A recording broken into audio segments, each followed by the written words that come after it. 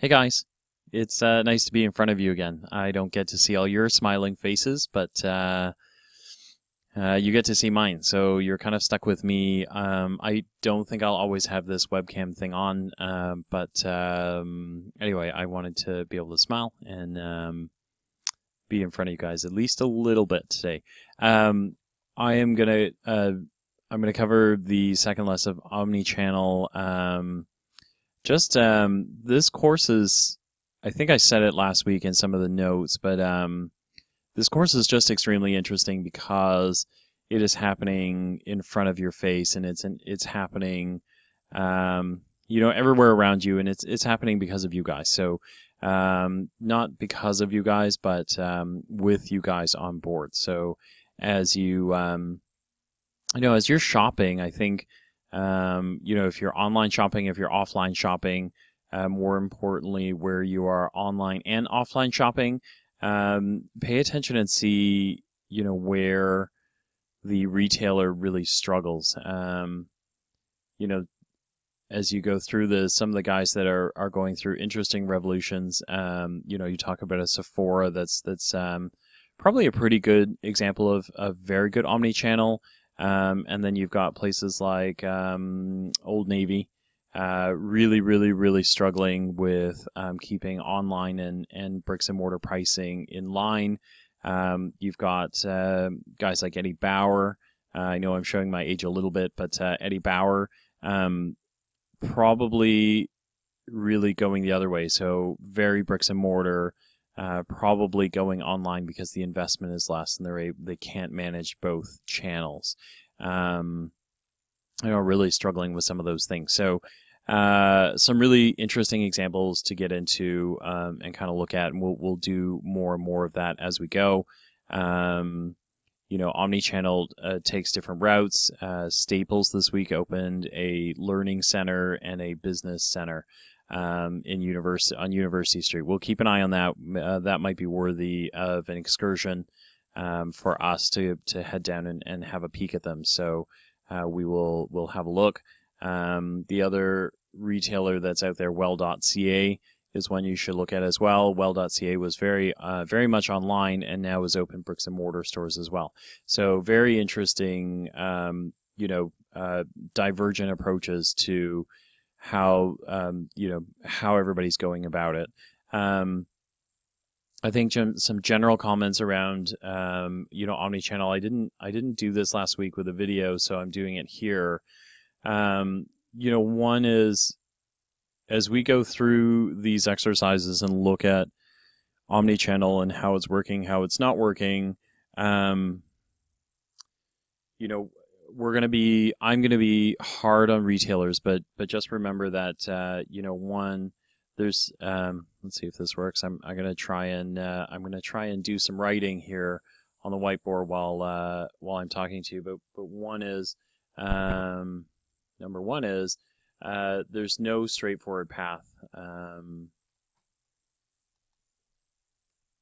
There's no straightforward path to omnichannel. There is no playbook for it. This is something that's so new that it is, literally we're doing it. We're doing it as we go. There is really no curriculum for this, and there's no written playbook for it. You have folks who have been very strong digitally native, like Sephora, that have plotted a path or tried to plot a path, but you also have a whole bunch of retailers that are crossing from old school to new school, that really struggle with this. So there's no straightforward path to omnichannel. That's the first one.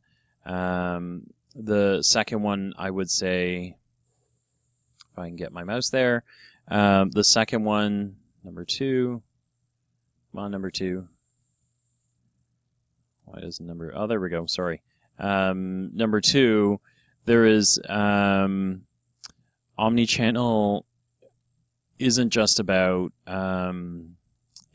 technology. Okay. So that's really key in this. There's a lot of technology. There's a fallacy that retailers don't spend enough money on technology or that they don't understand it. I would say that both of those are relatively false. There are certainly organizations that don't spend enough money on technology, and there are definitely organizations that don't understand it. If you want a classic example of who doesn't know how to use their technology, look at Macy's. In the U.S., they really struggle. They have lots of money for acquisition. They buy things all the time. They go and use technology. The first moment that I think that Macy's has really executed is the pop-ups they're doing now. Very, very interesting, in terms of what they're creating. Having said that, omnichannel isn't just technology. You need parts of technology to make it happen. But, omnichannel is very much, oops, sorry. I'm using a new drawing pad, so I'm gonna work at this a little bit to figure out how to get it in the right place at the right time. Okay, and then number 3, I think the other thing that's incredibly important is all retailers are not made equal, right? Retailers are not made equal, and what that really means is you've got guys like Walmart who are very tech focused, who can adjust and adapt, and is probably giving Amazon a huge run for their money online as well as offline. But you've got, for those of you who are interested in apparel and those sort of things, that Winners, Marshalls, HomeSense Group, they are not the same organization. So they are completely different sorts of organizations. And it makes the way you go to omnichannel very different, and it makes it a very difficult road to get to.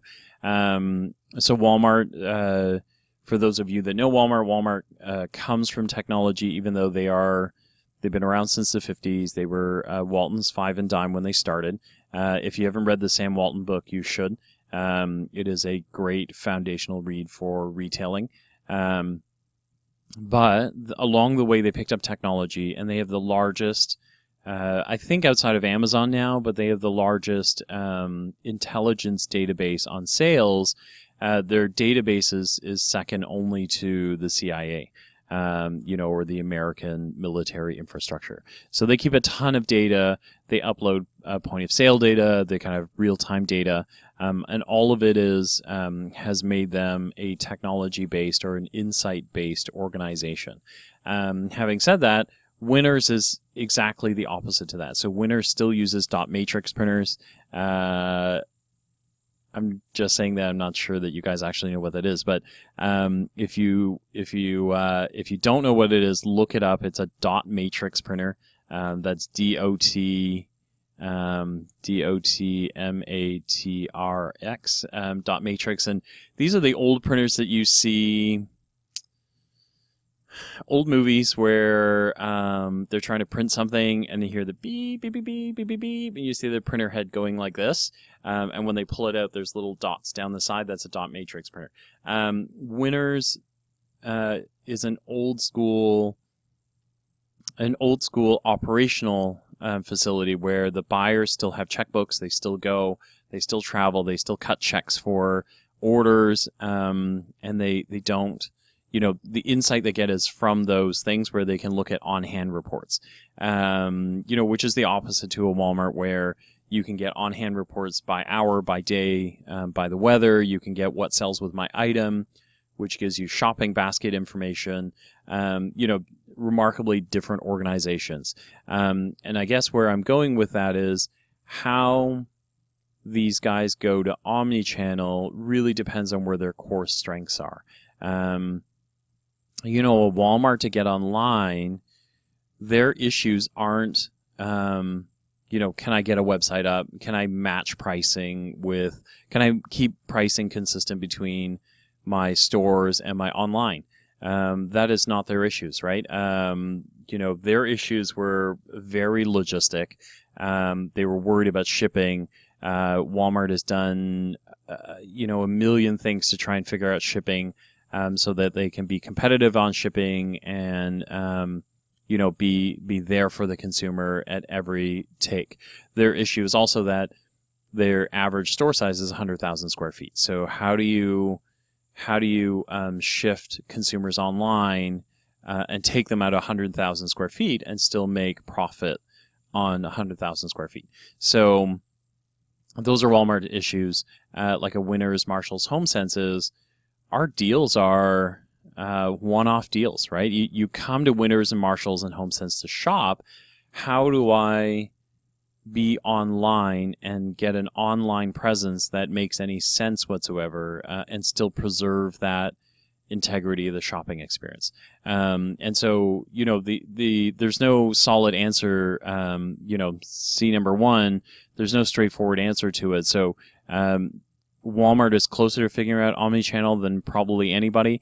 And Winners and Marshalls and HomeSense is as well, but they're completely different solutions. So, they're not made equal. Their customers are not made equal. And so figuring out that stuff is not so simple. Okay, so in the same way that all of this is very exciting, it's also incredibly frustrating because these organizations are trying to figure this stuff out, and they really don't have a straightforward answer for it. So it's difficult to figure out how you move forward.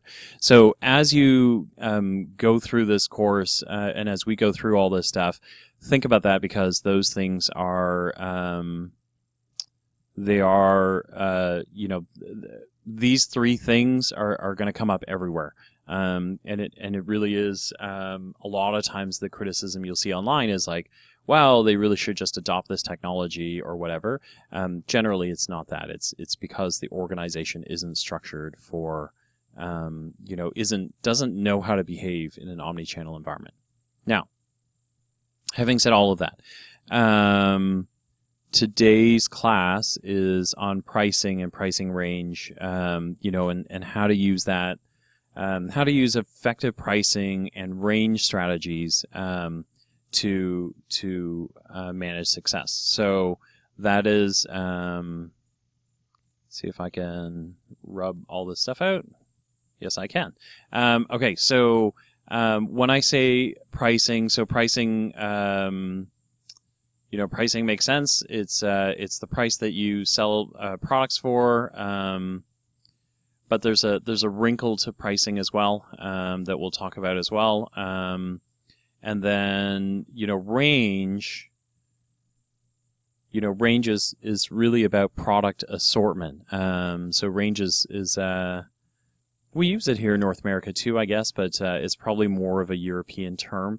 But range is really product assortment. So, so let's just, when I look over this way, or I guess that way for, when I look away from the screen, it's just because I'm referencing the textbook. I want to make sure that I stay on track and kind of give you, framework for the textbook.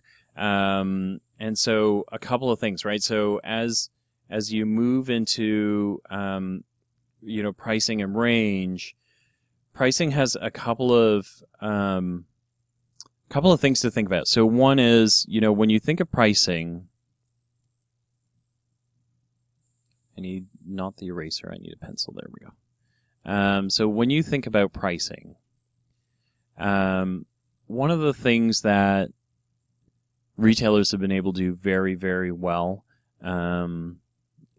during their bricks and mortar days is they have the ability to control pricing. They manage pricing based on they manage pricing based on competition, based on the margins they want to make, but they're very good at publishing price. If I take pricing, there's kind of lots of components to pricing. So We're going to go a little bit deeper than even the textbook here, because pricing makes such a big difference to, when you're doing this. So when you start to get into pricing, here are the things that you want to think about, and then I'll circle back to the book, because the book goes through the chapter that you're reading here, chapter 6 and 7 in volume 1, goes through pricing, but they start from a marketing perspective. In my opinion, they missed a step along the way, and I'm about to show you what that step is. So when we go back to the chapter, it'll make sense. I think it'll make more sense to you, and you guys can tell me if it doesn't. So pricing has a couple of things, right? So the most obvious one is suggested retail price.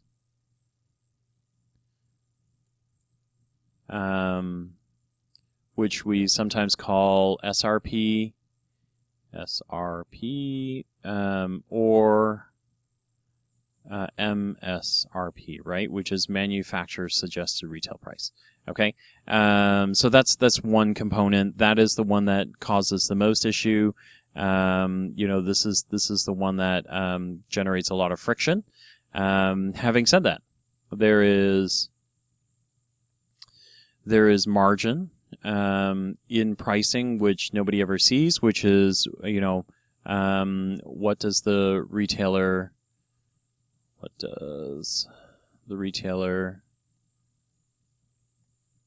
expect to make?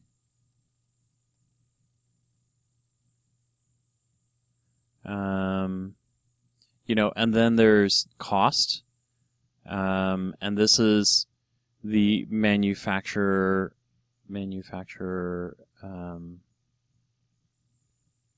wholesale cost.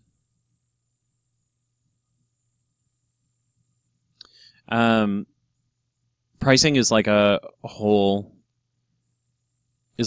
course on its own. What I'm talking about here is, it's cough cold season. So let's say you're going out and you're buying Benylin. Benylin at Walmart is going to be $7.99. In this category, in cough cold category, so like a Walmart would have this at, would expect to make 30% margin on this product. And so the retailer cost would be, $7.99 less 30%, right? Which would give you your cost. Okay. Sorry, I'm not doing the cost. I don't have a calculator with me, and I don't have the brain power to do it. But this is kind of what you're looking at. Now, you're kind of looking at this going, well, what's the big deal? Nothing changes, right? Not necessarily. Let's do a couple of things where omni-channel starts to change what that looks like. The manufacturer, the retailer has an expectation for a certain amount of profit. Okay, every category has it. So if let's say you go to work for a brand, let's say you go work for Benylin with the Johnson & Johnson guys, or you work for Procter & Gamble, you work for somebody who makes product. They all know what the retailer expects. So in cough cold, it might be 30%. In health and beauty, in cosmetics, it would be higher. It would probably be like 50 to 70%. And then in apparel, it'd be 100% or more. Okay. And so these numbers all change. Don't worry about that too much.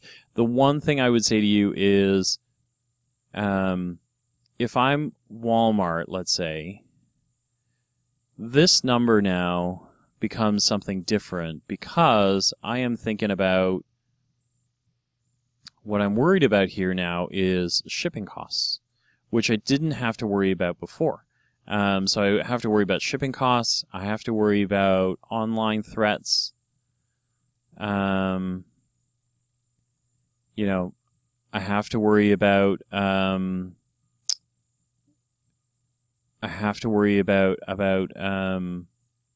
shoot, there was another one here. I'll come back when I remember the other one. But this 30% that was here before was predicated on, hey, you know what? When you make a box of Benylin, you're going to put it in a bigger box, right? And you're going to ship it to, I always draw my cars the other way, but let's see if I can do this. So you're gonna ship. I guess I drew a car and not a box, but anyway, you get where I'm going with this. This is a car. You're gonna ship it to my warehouse, right? With big doors in the back and the whole bit, 1,000,000 square feet. And then Walmart is going to then take that product, break it up the way they need to, and then ship it by truck to their stores. Smaller door, Walmart, right, on the top. And then sell it to the consumer, right? So this margin is predicated on is pretty much predicated from here and onwards, from a cost perspective.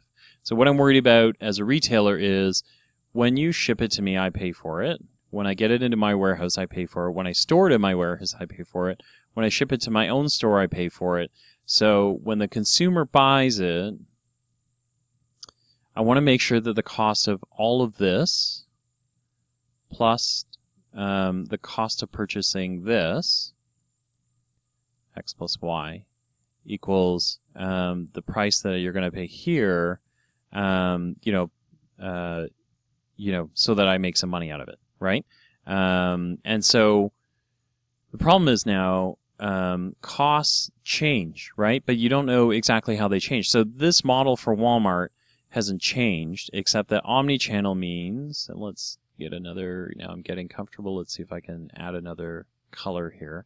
The equation now changes because, oh, that's purple, cool. Okay, so then it changes now because Walmart says, great, maybe I only ship it to here and I skip this Walmart step, but I also need to then, I need to put it back into a little box, and then I need to ship it back out. I don't know why this car is a square car, but it is, but I need to ship it out to this customer. Right, so he's happy, and so now what I'm worried about is, does this margin here cover this extra piece, right? Sometimes it does, sometimes it doesn't, and then when it doesn't, am I okay to pass this on to the consumer so the consumer pays for this piece, right? Which generally is no, I don't like it, right? And so the problem with omni-channel right away is it causes a lot of pressure on pricing. It causes a lot of pressure on margin, which is what you don't see in the background. So if you work for a retailer, you work for a brand, you're going to feel this right away because the brand is going to say, listen, because you want to do this piece down here, that's not my problem. I don't care. What I'm doing is I want to make sure I preserve this for you, right? Because that's all I can do. And the retailer is saying, no, it doesn't work that way. So you've got to figure out how to keep me whole. But the brand is going, well, I don't know how many you're going to sell online. Don't know, right? It's roughly 15. Right now, online sales are about 15% of our total gross sales. And so there's kind of this whole conversation going on about this. So this causes some issues right away, okay? On the manufacturer side, not a ton has changed. So the cost of retail hasn't changed a whole lot, except before they ship now, to Walmart or any other retailer, the brand is also thinking, hey, you know what? I can do this too. I can send it and I can jump in on this process and get in on this, right? But that means that along the way, I need to do some marketing. I need to do some Facebook stuff. I need to do Insta, all of which cost money, which I may or may not have spent. And then I also need to figure out this piece and this piece. So now my costs might go up, which means if my costs go up, then his margin either shrinks or it goes up, and then the consumer cost now goes up as well. Okay, so that's the underbelly of omni-channel, which you don't see a lot of. The part that the book really focuses on is this part here, the SRP or MSRP, which we'll talk about. But where I thought the textbook doesn't quite cover that. Is this underbelly piece which you don't see, but the book jumps into right away, right? So so all of these conversations, you get into this idea of marketing now having to in the book it looks like this. It's green. And it's the chart on page 3 that looks like this with the marketing and the planning stages and the implementation stages and then the omni-channel stage. So that's the chart I'm talking about. But where the pressure on brands comes in is here, right? Because in the past the equation for margin has been, let's make the product, let's ship the product. Yes, downstream we're gonna before all this upstream from this, we're gonna do some marketing, but it's high level marketing, right? It's simply we're gonna do some radio, we're gonna do some print, we're gonna do some TV, we're gonna do some print, we're gonna do some of that stuff. But that's all baked in the price before it goes out the door. So now all of this stuff is baked into the price, except they've got to spend extra resources to do all of this stuff now, amongst other things, figuring out operations to how to ship it and then packet ship it and make sure the customer's happy, along the way. So sorry for the, I'm looking at my chart now and it's all crazy, but hopefully that makes sense to you along the way. So pricing does become a really big issue. Some of it is underbelly stuff, which you will see that nobody wants to talk about. So, as you get into forums and things like that, nobody ever talks about this stuff. They only talk about channel pricing and retail pricing and things like that. And so as you get into all of this, what happens is we're going to look at pricing now, and I'm going to go through some of the channel pricing stuff that you've got to think about in omnichannel and what's going to affect you along the way. Sorry, learn to do this faster next time. So as I do this, and I'm talking you through all this stuff, do read, I think I mentioned it already, but read volume 1, chapters 6 and 7 that goes with this, and then the handout I have is or the reading I have is a summary of this stuff.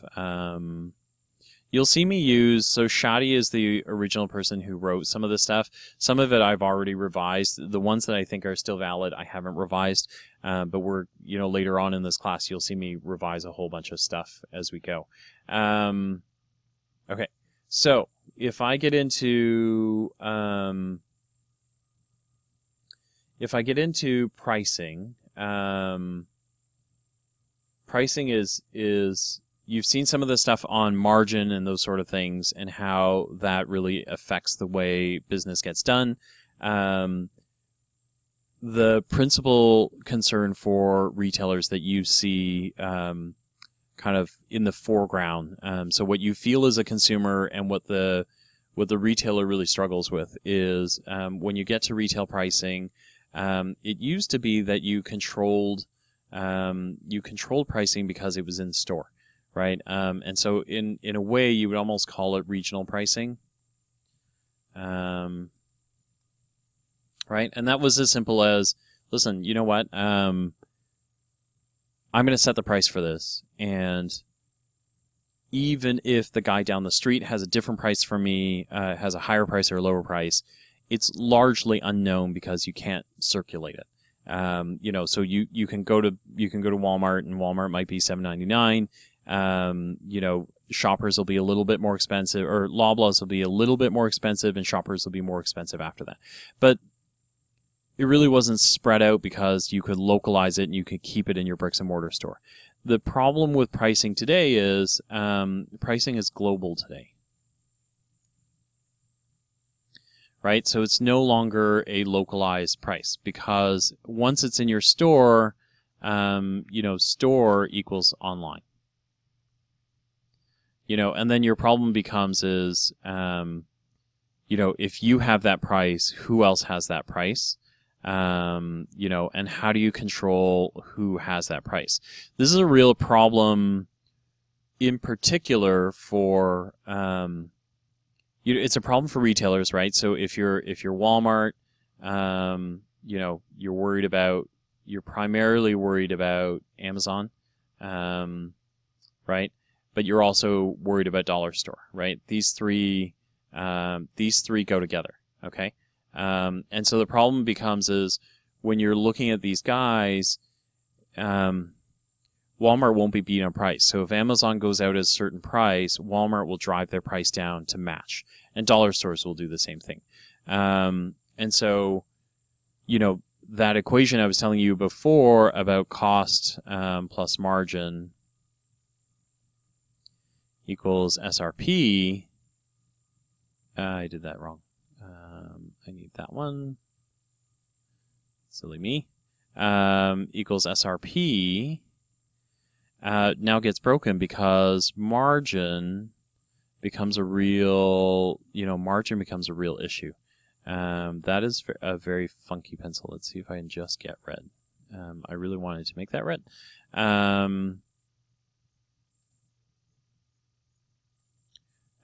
So margin becomes a real issue because you're so close to price and you're so close to between cost and SRP. This is the one that takes the hit, right? And this makes retailers very cranky. Where this impacts brands is, a Walmart. So I will tell you that during my days at Target, if I got beat, I actually I review pricing every day. It's one of my jobs to do as a buyer before. And when I got beat by Walmart, which I can guarantee you only happened like 3 times in my lifetime at Target.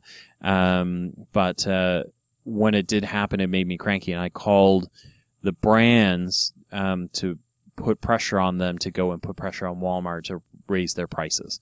So pricing becomes a really big issue, and really becomes something where it's a real problem. Now the book offers a handful of alternatives to how you combat this.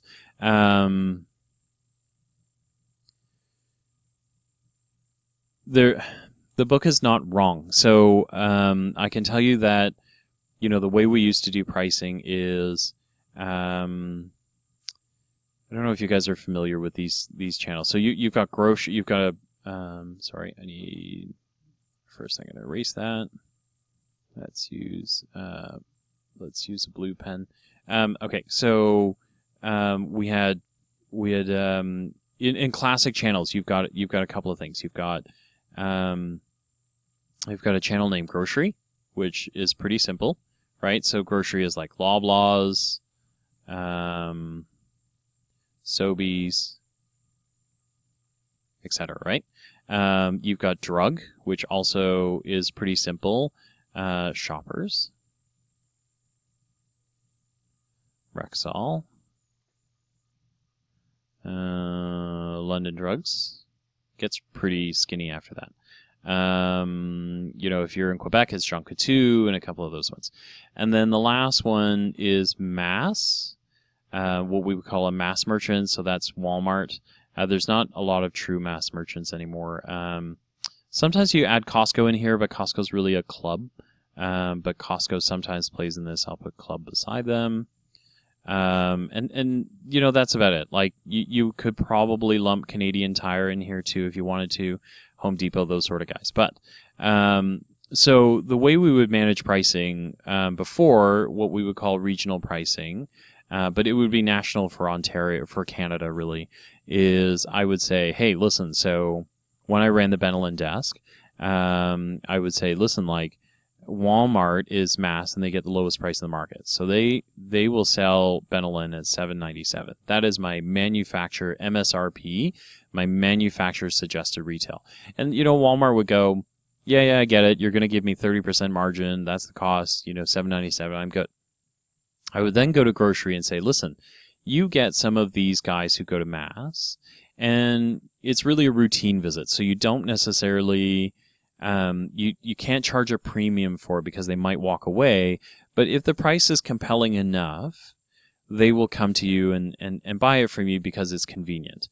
And so here you would say my manufacturer suggested retail for you is $7.99, or $8.49.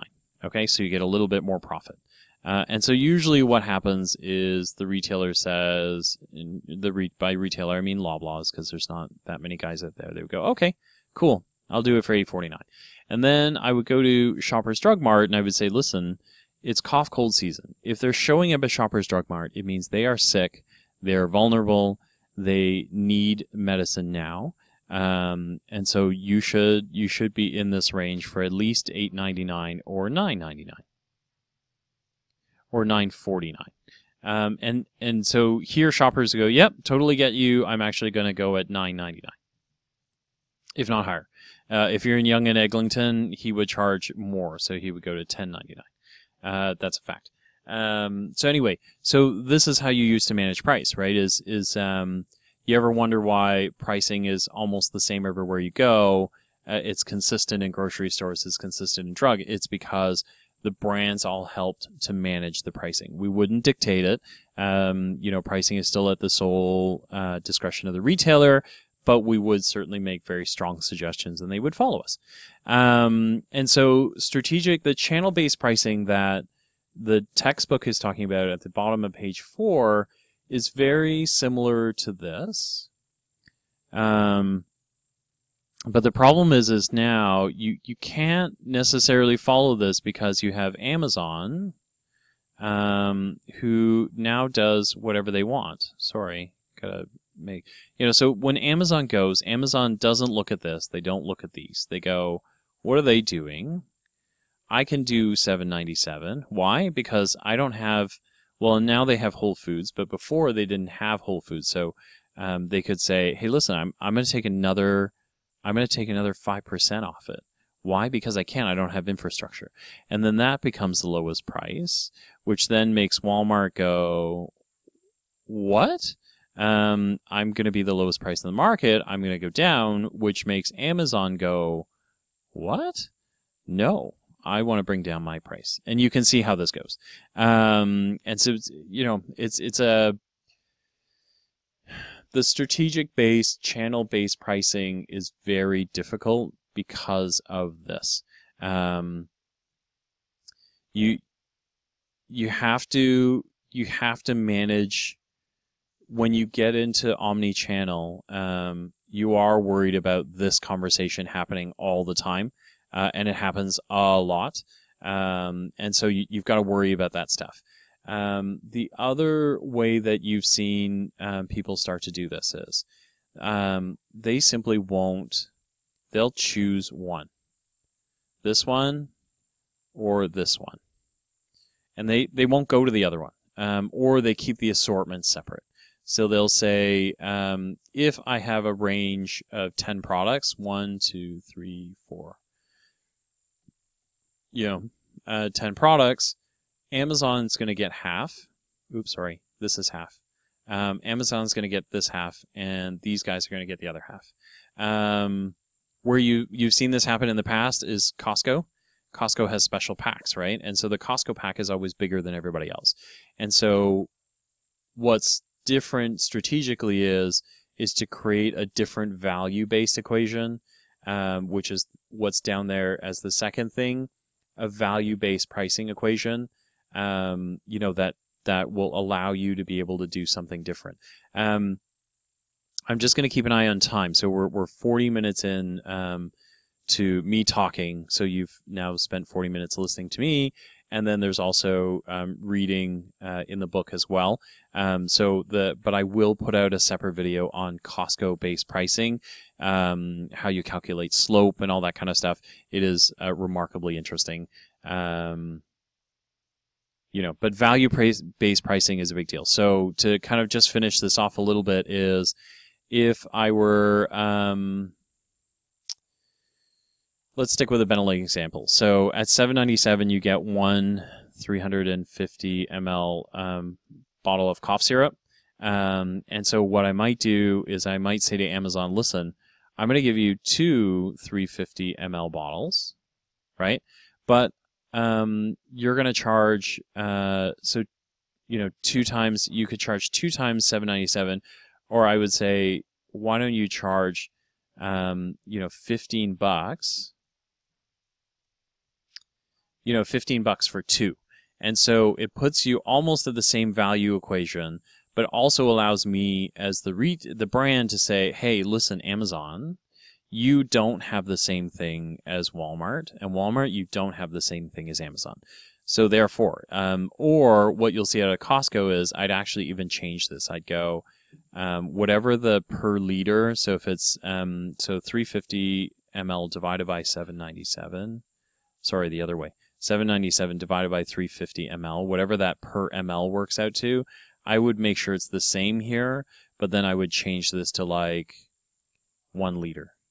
Do you know what I mean? So the value equation, so if you paid, you know, 3 cents a liter, or 30 cents a liter all the time, he would get that and he would get that. They would just be different sizes.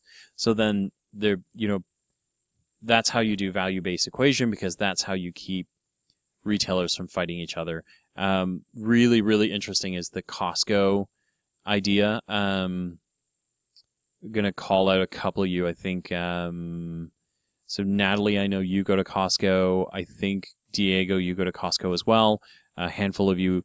What I would challenge you to do is go out and grab or take down a couple of prices on something that's easy to measure. Toothpaste is one, right, when they sell them in multiple tubes.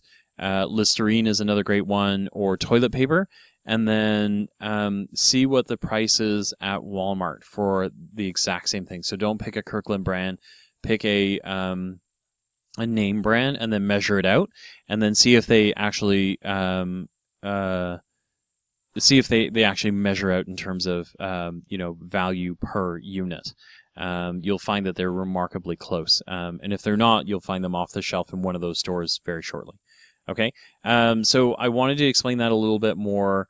The other thing that you've seen people do is simply go, I'm not selling on Amazon, or I'm not selling at Walmart. And this is where you guys have heard this term, the boutique brands. Boutique brands is exactly that.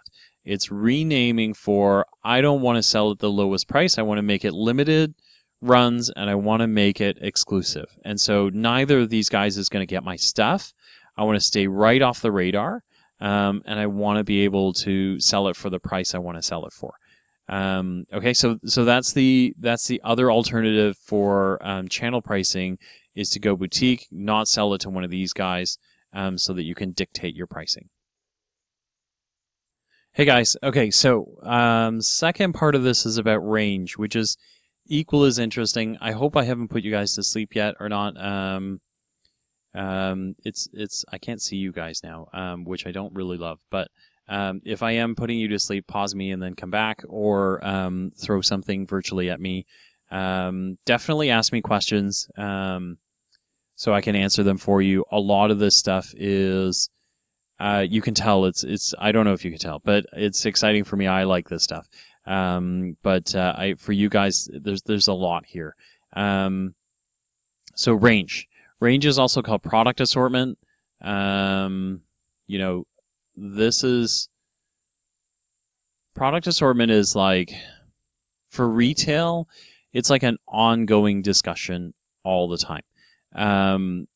You know, like when you go into a store, there's a certain amount of product that you see, right? When you walk by a planogram, right? So they call it a planogram.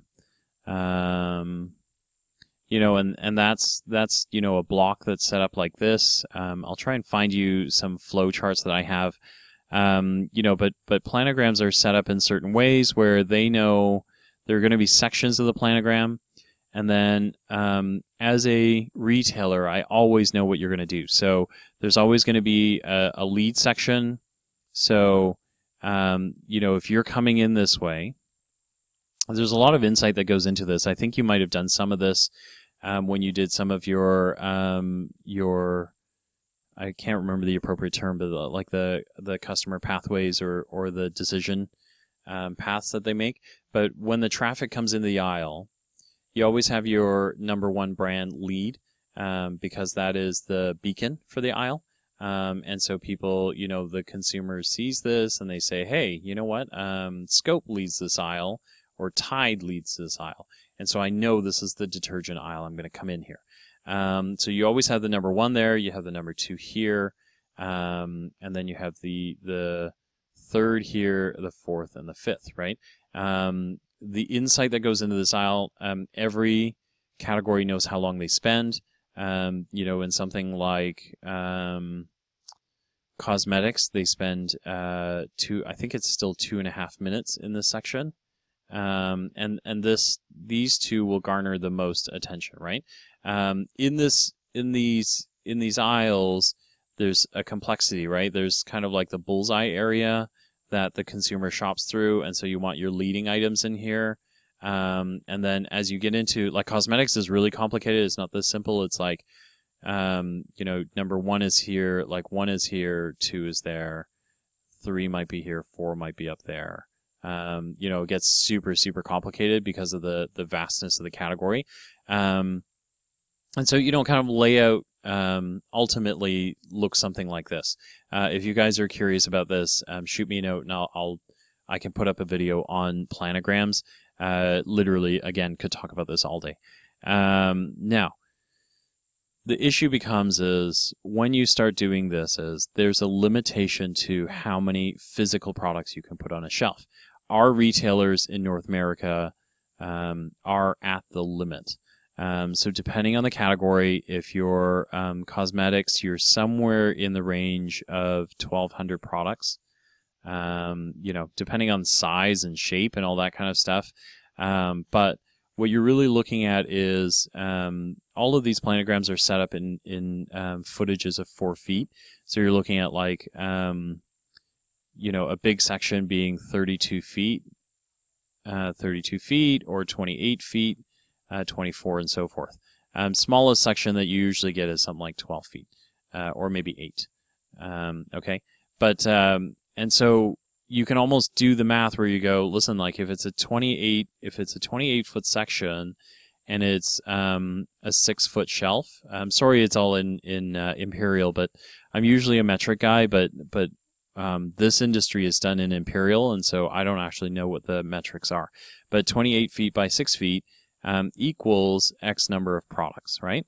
And so in terms of physical space, your typical merchant, your typical buyer comes up with, you know, lands at a number. So at this, maybe that number is 1,200. Let's say it's 1,200 products, okay?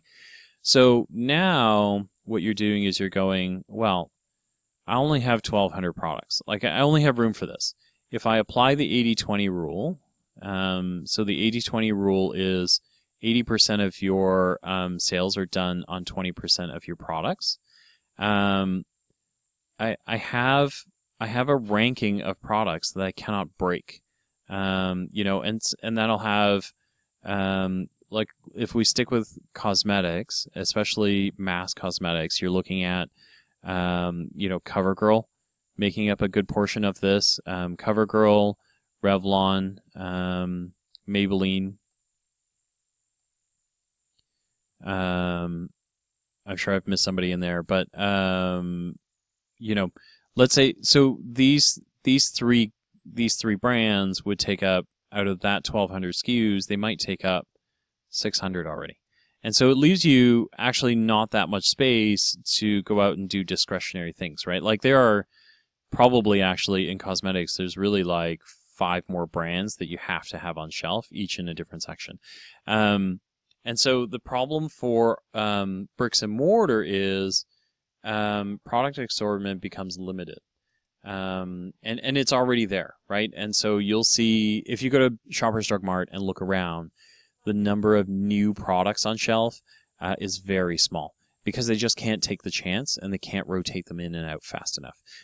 This section also requires maintenance, right? Maintenance dollars are manpower dollars. And so it's difficult. One store is fine, but Shoppers Drug Mart has 1,200 stores, I think, maybe more now. So 1,200 stores. And so if you wanted to introduce, let's say, 3 products, you got a problem, right? Like, how are you going to do that kind of work that needs to get done? And so bricks and mortar traditionally has, had a very regimented schedule and a review schedule for being able to change this assortment and make it different. Okay, so where am I going with this? The issue becomes, so omnichannel is very much about logistics. There are some really big logistic issues in here. This is one of them because, as you know from our digital marketing and our social media marketing and our and all our paid advertising from last semester, you create, you iterate, you change, right? You move as fast as you possibly can. This is the opposite to fast. And so omnichannel really becomes this difficult exercise because if I can't fit more than 1,200 items in here, of which 600 or 700, let's say 80% of it is traditional money makers, right? So I have 20% now in store that I can do. What do I do online? Do I offer more? Do I only offer the 20%? Because what's online doesn't match what's in store. Because online I can do whatever I want. I can do whatever I want and whatever I want. And so the issue for retailers becomes, when I say omnichannel, what do I mean? Are they supposed to be equal? Not equal? Do I offer the same thing at all? And how do I explain that to the consumer who might have gone into store, and said, hey, you know what? I didn't find the one item I wanted, so I'm going to go back online and go look for it now. What happens to that item? Okay. I'll throw one more in there is, in this scenario where, that consumer, went into store, didn't find this item they wanted. So they went online, they went to omnichannel, www, whatever, ordered it, had it delivered to the store. Okay. So they get to the store and they decide, you know what? I don't like the product.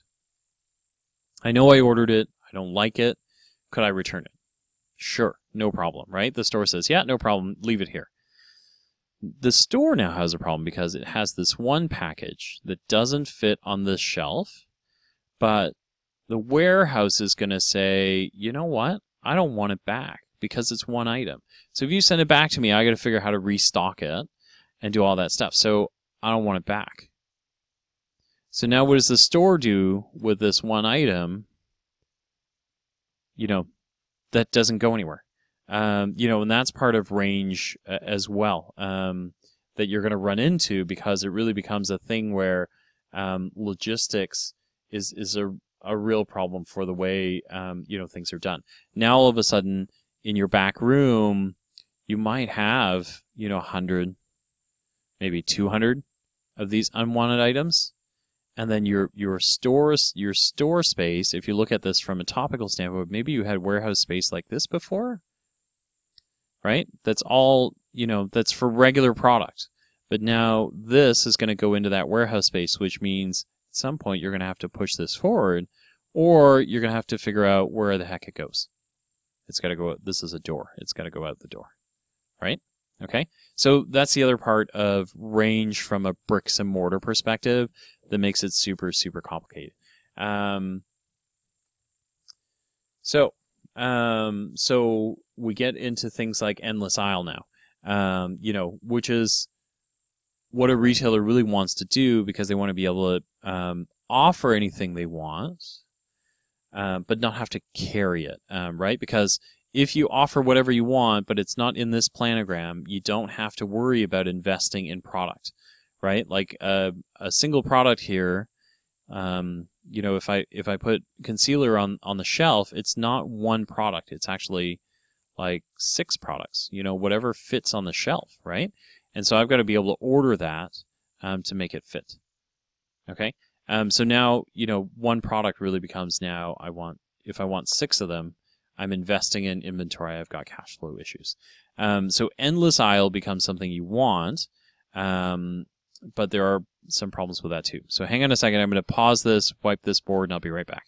Okay, last section. Thank you for sticking with me. I know it's almost an hour in, and you still have reading to do. So on endless aisle. So endless aisle is pretty interesting for retailers because in some ways it solves some of their problems. Endless aisle simply means that they're able to stock anything, and so if I'm a retailer and Revlon showed up with all 5,000 of its products, I could say, yeah, list them all, throw them all into my e-commerce site, and I'll carry them all. So unlimited set of items. If any of you have seen The Matrix, and he, and he wants weapons, and then the shelves come flying in, and they just keep going and going and going and going. So that's an endless aisle situation. And so you could do that. The problem with endless aisle for retailers is, one is, the one that we just talked about, right, which is online doesn't match bricks and mortar. So is that okay? And where do the gaps occur? So when you can find something online but you can't find it in store, is that okay? If you can find it in store but you can't find it online, is that okay? And how do you marry the two in terms of experience? Okay, so that's the number one thing. We covered some of that on the other one. The second one is if it's an endless aisle item, how do you make it return on investment efficient? So if you stock literally infinitely any item out there, if one person comes and buys one of those items in the year, is that a good return? Is that a good return? So are you getting your money's worth? And if not, how do you figure out, what needs marketing and what doesn't?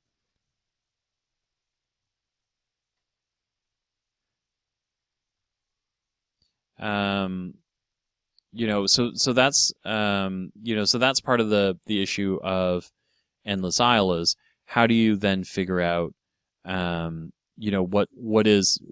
good and what isn't, and then how do you feature them, and then when you get into things like featuring, if you're featuring something online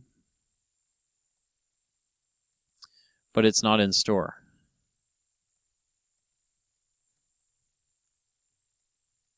is that okay? That's another question, right? Is nobody, so what do you want to do there? If I've got a set of shoes that I've got for online, but you can't carry it in store, they see it online, but they want to come into the store to try them on.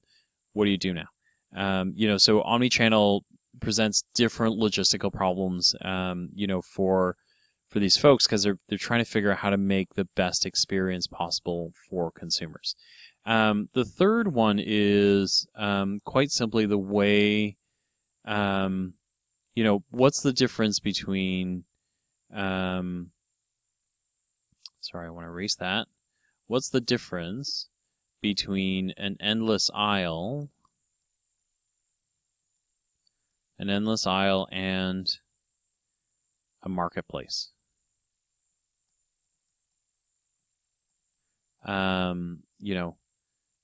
Versus a marketplace, right? And so endless aisle is assuming that a retailer owns every item, they bought it from the brand, and they're willing to ship it to you. But we know that's not true, right? Like Walmart isn't going to go out and buy every item out there.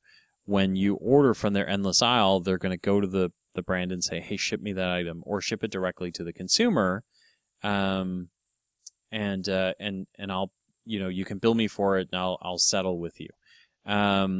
So what's different from a marketplace? If you buy it on Best Buy actually got into trouble for this. I think they've shut it down now, but Best Buy had a marketplace where Phil's Electronics could sell laptops to people, and then when they bought it, Best Buy would facilitate the sale, and then Phil's Electronics shop would ship it. But people were unhappy with that because they thought they were buying from Best Buy, when in fact they were buying from Phil's Electronics shop, just facilitated through Best Buy's site. So that's the problem with Endless Aisle, is you start to get into this situation where, what are you? And we're gonna see this a lot. You're gonna see the confusion of this a lot in the marketplace. And you're gonna see people confuse these terms, and you're gonna see consumers react very strongly to either an endless aisle or a marketplace.